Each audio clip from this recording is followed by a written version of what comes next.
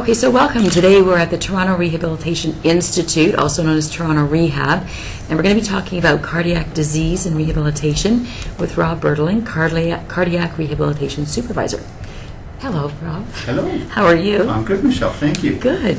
Could you please give us some history behind Toronto Rehab and how it plans to, quote-unquote, revolutionize rehab now and in the future? Sure. So Toronto Rehab is the largest adult rehab hospital in Canada, one of the largest in North America. It's also got many world-class leading programs. So a lot of the programs that we're doing are all cutting edge. It's got quite a storied history. 2 years ago, Toronto Rehab itself merged with University Health Network. Became the fourth hospital under that umbrella, along with Toronto General, Princess Margaret, and Toronto Western. We're three world-class hospitals in their own right. So pretty good clump of hospitals under that umbrella. 10 years before that, Toronto Rehab was formed, actually 14 years before that, in 1999. The Ministry of Health had a big restructuring within the healthcare system, and our cardiac program merged with Lyndhurst Hospital next door, which is a spinal cord facility, and also a newly formed rehab hospital, Toronto Rehab, which is on University, and we formed Toronto Rehab Institute. The program that I'm with, the cardiac rehab program, actually started in 1968 under Dr. Terry Cavanaugh, started the program back then. It's one of the largest, oldest, longest running, and probably most prestigious cardiac rehab programs in the world. We're an international center for learning. I can't tell you how many physicians have come through our doors learning how to go about doing cardiac rehab properly and effectively, and then taking their knowledge and going back to their own countries and starting up cardiac rehab programs abroad based on the work that Dr. Cavanaugh has done here from 1968. Incredible. Very, very good history, a lot of firsts associated here. Particular profile to a rehabilitative patient in terms of age, sex, or condition? Well, being an adult rehab hospital, pretty much the only requirement we have is patients need to be at least 18. Prior to us merging and creating Toronto Rehab, we were pretty much open to anybody who had heart problems. So back in the 90s, we used to work with hospital with sick kids. They had their pediatric transplants, and we used to train them. Fortunately, we can't do that anymore. So our standard profile right now, we work with heart patients. Generally, that tends to happen later on in life. So I'd say probably our average patient is in their early, maybe mid-60s. About 70% of our patients are male, which is a problem. Women have as many heart problems as men, but they don't get referred nearly as often, which is something that we're trying to adjust. But even though that's our average patients, our range is I've got a few 18-year-olds who've got cardiac problems, and my oldest patient right now is 93. So pretty big range of people that come through our doors. For sure. Now, is there misconceptions or outdated beliefs about rehab, do you find? Trying to get people involved in rehab is something that we've been struggling with for a long, long time. In Ontario, for every 100 people that have a cardiac event and could benefit from cardiac rehab, only 20 end up being referred into the program. We did a study a little while ago taking a look at the benefits of cardiac rehab, and we found that participation and completion in our cardiac rehab program decreases mortality, morbidity, all cause, by 50% for the subsequent 5 years post-graduation. So it's hugely benefit, and it's still kind of frightening to think that only 1 in 5 people in Ontario are able to take advantage of this. So that's one issue that we're still trying to work on. The other issue that we have is some of the physicians that refer to us have got some preconceptions that cardiac rehab is for old, decrepit, deconditioned individuals, and that's not the case. We get some very, very fit individuals that have got bad family history, bad genes, they have their cardiac events, and they benefit a great deal from some guidance in terms of getting back to high levels of exercise. So I say pretty much anybody who has a cardiac event should at least entertain coming here for cardiac rehab. We've had cardiologists with cardiac events. They come here and they learn how to exercise properly, what to look for. So it runs the gamut, and really everybody can get something out of cardiac rehab. We'll talk a little bit more about the University Health Network Cardiovascular Prevention and Rehabilitation Program, as we spoke about before. A nice mouthful. Sure, yeah, that's a tongue twister. Yeah, a few things. First of all, who was it designed for? Okay, so the program itself is designed ideally for anybody who's had any kind of cardiac issue. So the vast majority of our patients are here for what we call secondary prevention. They've had their cardiac issue event, it's been identified, and they're here to rehab that, improve their quality of life, and ideally prevent any subsequent cardiac problems. So the vast majority of those patients tend to suffer from ischemic heart disease, heart attacks, coronary stents, bypass surgery. That's the bulk of our patients. But pretty much anything and everything that's heart related, we work with. So valvular heart disease, cardiomyopathies or diseases of the heart and muscle, any kind of rhythm issues, anything that's heart related. We're also starting to branch out a little bit more into the chronic disease model. So we've got patients here who are at high risk of developing cardiac problems, so they'll come for primary prevention. So we've got a diabetic program. We work with about 400 to 500 diabetics every year. No established disease, but diabetes creates a very high risk for developing it, so we work with them. We've also got a cancer program as well, so that's another chronic disease that we're working for. The thinking is there's high rates of depression amongst cancer patients, so at the very least that we know exercise mediates some of that depression, and hopefully that leads to increased outcomes. So we've got a breast cancer program that we run here currently as well. So any of the heart patients, some primary prevention, our breast cancer. We also have a stroke class as well. So same kind of disease, except instead of cardiovascular disease, it's cerebrovascular disease. And the management of cerebrovascular disease is not going to be very different from cardiovascular. So we have a stroke class as well. So a lot of people. We see about 2,400 patients a year. Could patients or participants expect to experience? So that's running from treatment, support, etc., things like that. So we're a medically referred program, so you need to be referred by a physician. Vast majority of patients, cardiologist, family doctor, or if you've had surgery, your surgeon. Once you're referred into the program is 26 weeks in length, and it always starts off with an assessment. So the assessment that gets booked when you come in, it's generally an hour and a half.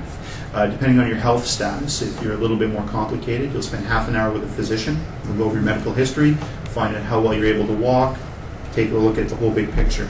After that, you'll get booked in for our cardiopulmonary assessments, which is an hour-long assessment. You spend 30 minutes, and we go through getting a resting cardiogram. We check your blood pressure, medical history, medications, all that kind of good health-related stuff. Second 30 minutes, we do a full cardiopulmonary assessment on the treadmill. So we put you on the treadmill, or we put you on the bike, have you start exercising. We measure your oxygen consumption. We take a look at your cardiogram, blood pressure, all those data, just so we get a really good handle on what your physical capabilities are. Once that's done, the information comes to someone like me. I'm cardiac rehab supervisor or case manager is the equivalent term. There are 21, 22 of us that manage 2,400 patients a year. We get the medical history for any one individual, plus their test data, and then we'll create a treatment plan. So that treatment plan is as holistic as possible. So we'll take a look at all the risk factors, make sure your cholesterol, your sugars are managed well, make sure you're on the appropriate medications. If you're not, we'll make some suggestions to you, along with education, and then you can go to your physician with that material. We also create an aerobic exercise training program based on the results of that cardiopulmonary assessment. So it's scientifically and physiologically ideal. It's gold standard as far as that kind of thing goes. Very few cardiac rehab programs go through the effort of actually doing a full cardiopulmonary assessment. We're one of the few institutions that do. So we'll create the aerobic training program, and then we'll also create a resistance training program. So that's what we'll do at the start. Once we've done that, you're with us for 26 weeks, so we're in for half a year. We expect to see you on a weekly basis in one of our exercise classes. Our classes run Monday mornings, afternoons, or evenings. It's always the same day, same time. Ideally, we put you in a group with about 20 or 25 other patients who have suffered similar cardiac events at roughly the same time frame. So if you start up a class and it's your second week on the program, you had a heart attack 6 to 8 weeks ago, person walking beside you probably had a heart attack or bypass or stent 6 to 8 weeks ago. So mentally, emotionally, physically, you're at about the same stage. So those 26 weekly classes run for 90 minutes in length, and they're a combination of education, and education covers diet, stress, medications, exercising in hot weather, cold weather, social issues. We've got about a 15 or 16 lecture long series that you'll go through. They tend to be about 30 minutes, and then the rest of the 90 minutes is the exercise training combination of aerobic training. Most of our patients walk. Some progress to full runs. Some will be on the treadmill, bike, elliptical trainer, whole variety, and then the resistance training. 3 months into the program, we do another assessment to see what your fitness level's like, adjust your exercise prescription as needed, and then at discharge at the end of the program, we do a final assessment just to show you how far you've come in those 6 months. In terms of post-program support, how does that work? So we've got a fairly in-depth program for our graduates. Okay, so it doesn't matter what program you graduate, whether it's the breast cancer, the cardiac stream, the diabetes stream. Once you're a graduate, you're labeled a graduate. And then there's 3 or 4 different services that you can take advantage of depending on where your needs are.